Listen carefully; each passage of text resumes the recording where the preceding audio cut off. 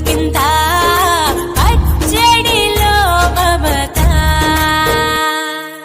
తీపి కారము పులుపు చేదుడు ఉప్పు వగరులాగా ఈ జీవితం కష్ట సుఖముతో సాగేటి నావా అదే అదేగా ఉగాది మనకు బోధించే మంత్రం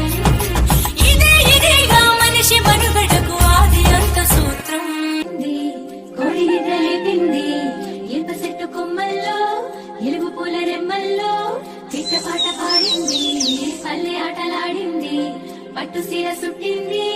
తోరణాలు కట్టింది ఊరే మారే జోరే సాగే లేదే